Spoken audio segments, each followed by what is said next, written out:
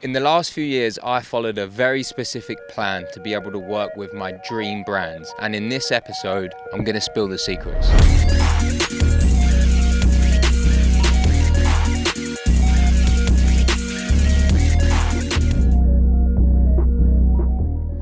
Alright guys, we are back in London, sunny London. We brought the LA sun with us, and this week, obviously you guys know me as someone that's training to compete in runs, marathons, running cross countries, training for Moab, 1200 kilometers across Greece, and then also my full-time role within Cadence. But also, part of what I do is documenting everything online and creating content. And over the past few years, I've been very lucky enough to work with many dream brands of mine: Cadence, 247 Represent, Asics, Joe Malone, DeLonghi, and many others. And that is still part of my life and part of my work. But the one thing that I always say is the same way that running won't interfere with my career, my content creation won't. So what we've done is we've bunched up a few jobs that we've got into one day. I'm going to kind of use this week to show you what that looks like, how we shoot content. A lot of people are always interested in how me and Keith managed to film what we film, but also I'm going to loop you in on how I actually managed to work with these brands in quite a unique way.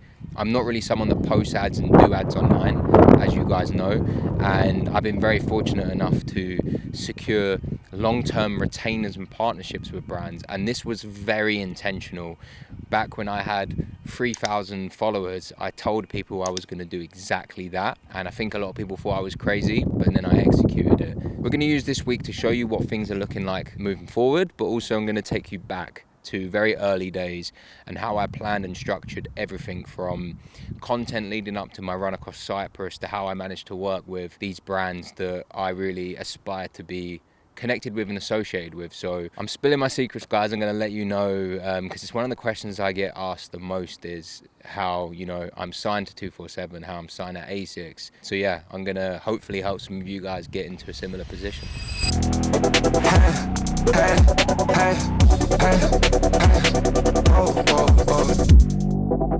Alright, we're in Victoria Station. We just went and visited, it's called World ID. Their flagship store was opening late, but they got a pop-up now in Victoria. So we went and shot some content for them around getting verified. It's not like typically running content. Obviously it's more like lifestyle. And I always say, regardless, I don't know why I randomly stopped in the middle of that. I'm gonna go into there and get a drink. Regardless of payment and how much stuff is, we'll only ever promote or do something if it aligns with basically just like what I believe in. That has to be first. So I started these convos 8 months ago with them, and now we've only just got to do the ad because I have to learn the product first, want to test it and all that stuff. So basically what they do is verify your real online and basically can identify like fake bots in deep places like dating apps and stuff like that. So it's for a good cause. I actually genuinely believe in the product. You'll never see me promote anything that I don't.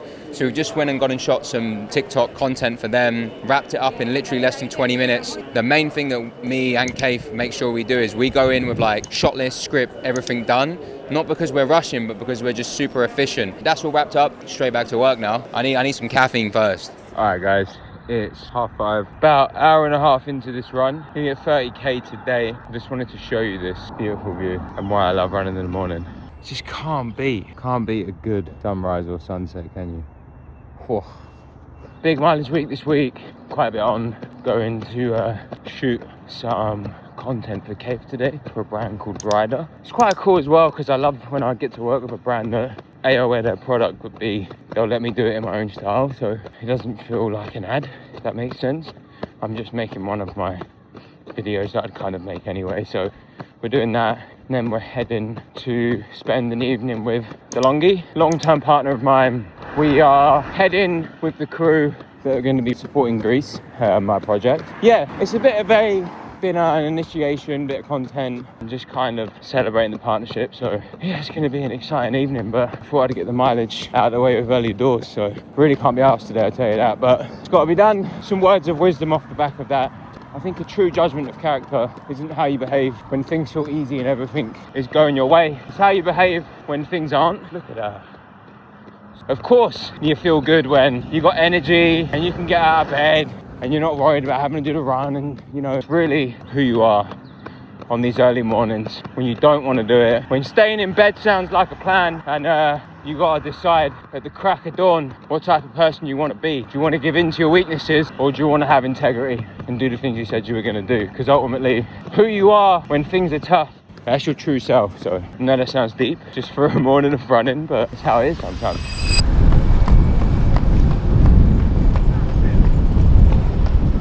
This brother's starving.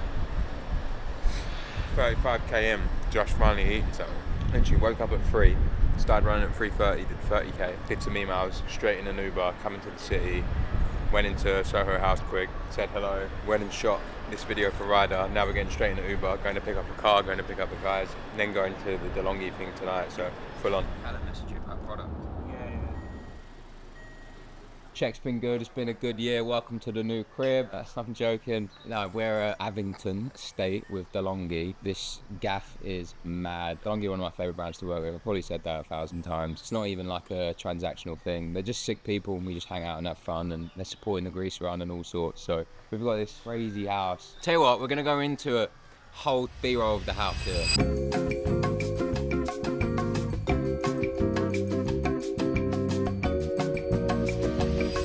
Now we're back and that's done. Yeah, so we're shooting some stuff here to announce sort of like grease campaign stuff. But yeah, nice to be treated for the night, and gonna go out for some nice dinner. Switch off a little bit actually. It's just gone 5 a.m.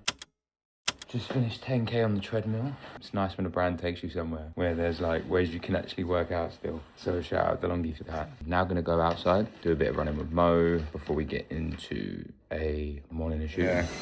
We're having to take turns. So I had my hour. There he is, running at a slightly different speed to me. A little bit slower, yeah. We got Moski. Bro's really fucking McGreen at the minute, if you didn't see from his last thumb. Yeah, gobbling his mouth. Look at that. I bet that's going to be a dank little view. Sheesh. You know what, I'm always like, the UK, I want to get out of the UK. All you got to do is just drive out of the city for an hour, it's actually quite nice. Countryside is banging. You wouldn't be saying that in the rain right now. I was going to say, it's just too cold though. That's a wrap on a great evening with DeLonghi. I'm super fortunate to work with the brands that I work with, and I feel like part of that is because I'm very particular about who I work with. You guys probably know if you follow me, I'm not posting loads of ads, I'm not doing that. That's not why I'm in this game. I have purpose outside of just wanting to, I don't even want to be a content creator, and I wouldn't consider myself a running influencer. So I turn down a lot of stuff because it doesn't feel aligned. Most of the brands I'm working with, Whoop for an example, I wore it for a year before I worked with them. And like DeLonghi was a brand that I had the machine and I was working with before we partnered up properly. It really is like part of my day and part of my routine, and it's just so authentic. But the brands that I work with are just incredible outside of product, like how they treat people and the really sick things that we get to do. So it's like staying in a house like this, a view like this, you know. It's unfortunate that I don't always get the time to use it. I'd love to go and swim in the pool, go in the hot tub, but you know, we got a job to do, and my running and my content creation will never get in the way of that. That will always come first. So yeah, time to get back on the road, get back to work. My email, we did breath work this morning, which was interesting because like I kept drifting off, and in my head I was literally doing emails, and then I'd come back round and I was like, I need to learn how to relax. But back to it. Alright, it's Monday the 23rd. Just wrapped up a 200-kilometer week. I'm flying to LA today. Before I go, we are going to get into my secrets. I'm about to spill it all. I get asked all the time how I work with these dream brands, how I get the long-term retainers. And a lot of what I think people talk about online, in my opinion, is wrong or is not what worked for me. I have my notes on my phone. I'm going to be referring back to them. So if you see me looking at my phone, mind your business. There's a few different steps. So step number 1, build a world. The first thing, and honestly, the most important thing, you have to build a world, and you have to figure out what that means for you. You need a clear identity and a visual identity and a brand. And before you think that sounds fake or forced or manufactured, it doesn't have to be. It just needs to be you. Everyone has their own identity and the way they want to express that visually. But people get wrapped up in how everyone else is doing something, and that's when you end up being a copy or a clone of everyone else. So it's about being authentic. A very good example of that for me was my first marathon I ran in ASICS. Before I was signed to the brand, I built my running content around wearing ASICS and using ASICS shoes because they worked for me and I actually genuinely loved the product. People started to associate me with the brand to the point where it would have been kind of crazy if they didn't sign me. So it's very important you build a world around your own identity that you already have and where you want that vision to go. So, and that falls into and spills into everything from the way you dress, the audios that you're putting on your content, the type of songs you're using. Everything has to all be created in a way that, yes, you're thinking about it, but it doesn't mean it needs to be fake. It still needs to be you and authentically you. Point number 2, build community, not followers. This one is massive, and I think this is where so many people go wrong. Viral content is great, and it's important to get yourself out there and get your name out there, but you need to be very careful about just building a page rather than building a community. Everyone is doing the same copy and paste content at the minute. One person creates something, the video does well, and everyone else just replicates it, puts the exact same quote over the top, the exact same caption. There's no differentiation between these people, and what happens then is you become a replaceable number to brands. There's no reason for a brand to sign and work with you because there's 100 versions of you. They'll just go for a cheaper option or chop you in and chop you out whenever it's suitable. For me, I never went crazy viral. My audience grew slowly but consistently to the point where by the time I had hit 50,000 followers, I had a very different 50k audience to someone that just made memes or viral content. I had an engaged community who had come on the journey with me. You build a community by telling your story, having a purpose, having a mission, engaging with your audience, using broadcast channels, using your story, talk on camera, tell people about your life, your hardships. Don't just show them the good stuff.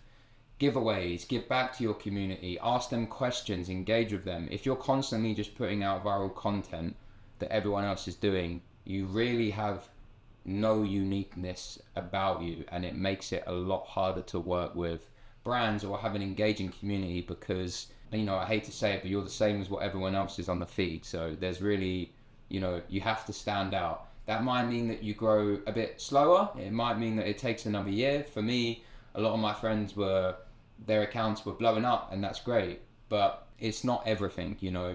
I know people that have less than 10,000 followers and they're getting bigger brand deals and retainers than people, and I mean this, with 900,000 followers because they have an engaged community.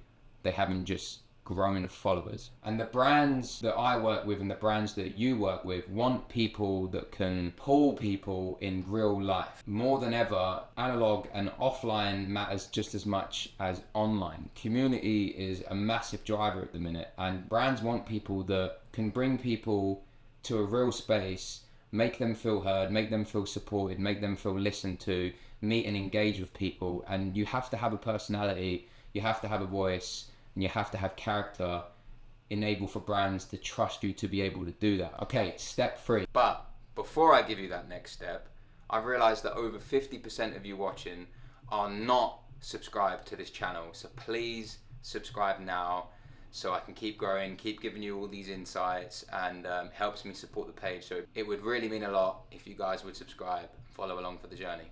Have a purpose and a mission. When I landed these deals with brands, I wasn't just posting, get ready with me and come run with me. Not that there's anything wrong with that, but I was very, very clear about my vision and my mission and where I was heading. So I was telling my why I was going out running today, what that meant to me, who I felt in that moment, who I was in that moment, as opposed to just, here's me going for a run. And that made it emotional, that made it storytelling, it made it resonate with people, and it was something that my audience and my community could connect with. Again, going back to point 2, building a community. people need to be able to resonate with you and see that you're a real human. And that doesn't mean you need to do an extreme challenge and run across the country and do something absolutely insane, but you just need to have a clear mission and purpose. And what that means is you need a strong enough reason to back up why you're doing what you're doing, other than,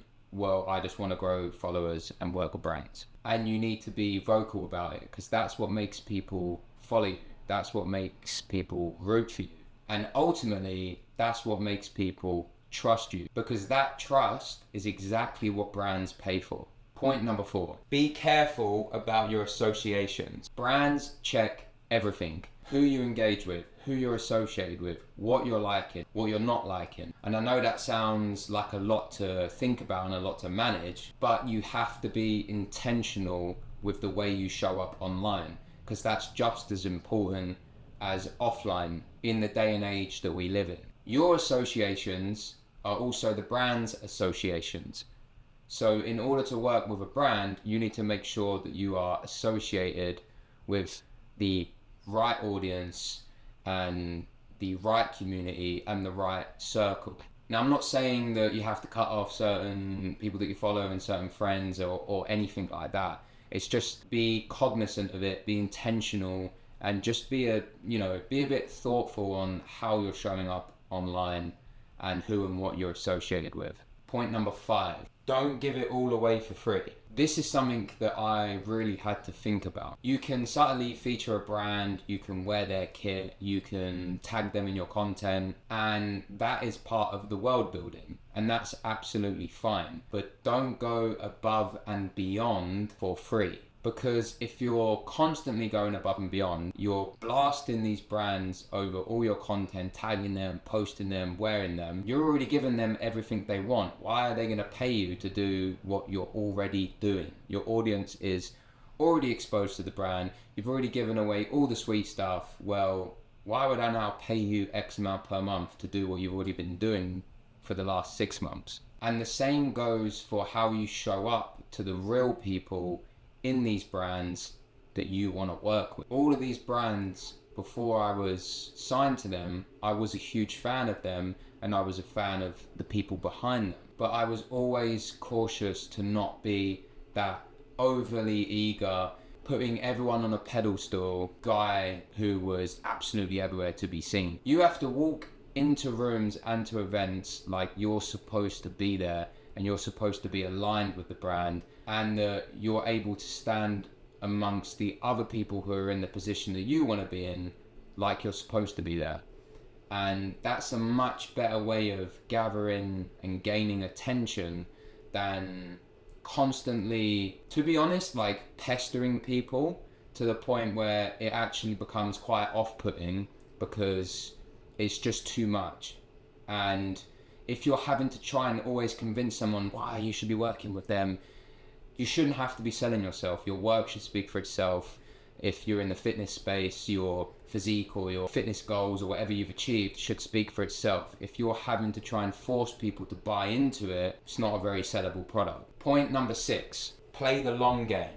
A lot of people around me were taking one-off deals, doing quick ads, and very quickly doing lots and lots of adverts for many, many brands online. And I said no, and I still say no a lot. I probably say 10 no's for every 1 yes. Because my goal was never one-off ads. It was year to 2 year long partnerships, retainers, relationships, brands who are invested in your long-term goals. I wanted to work with brands that I could grow with and naturally integrate them into my content for the long term. If you're a guy whose face has been over every single other competitor's brand's Instagrams and adverts, you are no longer desirable. You are a guy who everyone has used, and it's just less attractive for a brand to be working with someone who everyone else has worked with. And don't get me wrong, it is hard to turn down cash and brand deals, but you have to think of the long-term vision. And I guarantee you that there's more money or more brand partnerships later down the line if you can just have a bit of reservation in your come up and in your build. You can't be promoting one brand one day and the next the other. Also, back to world building, back to community. You become someone who other people can't trust, because last week you told me these shoes were the best, and now you're telling me these shoes are the best. Well, which one is it? And it looks like you haven't worn either of them. You've just shot some content in them because a brand has paid you. So your audience are now suspicious, your community are now not trusting you, and it breaks the whole cycle of this ecosystem that we're building. Step number 7, invest in content. Not everything needs to be high production, but around your key moments and around your vision and your mission and your values, it's good to invest in some higher quality content. And you maybe don't have the funds at the time, so then it's about finding someone who believes in your vision and mission, who you can grow with. The guy holding the camera right now, who many of you know, Keith, he believed in what I was proposing very early on, and we worked together. We gained brand deals together, and we have both grown together. So find someone who can help you elevate your content, but not just hold a camera and film stuff. Someone you can ideate with, bounce ideas with, get yourself a team, bounce ideas around, talk about stuff, and you'll get to a creative place where your content has more uplift, more value than just trying to pump out viral content all the time. Because also, then you create a visual identity that brands associate you with, and you also become more valuable. Let's say, for example, when I ran across Cyprus, it was a lot easier for me to sell brands sponsoring it, because I'd go, yeah, hey, and at the end of it, you're going to get all this incredible content of me in your clothes and your shoes, using your nutrition products that you can now use. And that content, trust me, has value to brands. Showing is far more important than telling. Point 8, build a case and pitch it properly. 2 things that I actually did that set me apart. I didn't just DM brands or email them cold saying, hey, I want to work with you, I'm doing this challenge, and send them a massive long message. Boring, message request, next, ignored. I created pitch decks. I laid it out very clearly. Hey, this is what I'm doing. This is what I've already done. This was the results from what I've done. This is my growth. This is my follower growth rate. This is my impressions. This is the type of content I'm going to produce. This is where your brand fits in, to the point where, hey, here's a deck, and it speaks for itself, right? So make it very clear exactly what they're going to get, and exactly what you're going to do, and exactly what you need and why you need it. Because most of the time as well, you might be talking to someone who's the social media manager, and that pitch deck needs to go 2, 3, 4 people above in a hierarchy to get signed off. That's not going to get signed off with an Instagram message. It needs to be way more in depth. The second part of what I'd done was I created leverage. Every time someone screenshotted and asked me about a shoe, or told me that they bought a shoe because of me, or they bought Cadence electrolytes because of me, everything was screenshotted, and I recorded all of this so I could send it to brands at the end of the year and say, hey, this is the impact that I had with your product. That way they're not second guessing. They know, well, when it comes to end of year's negotiation, ASICS, for example, got hundreds of screenshots off me going, and here's how many people bought your shoes because of me. That makes a negotiation far easier, because you have leverage in the situation.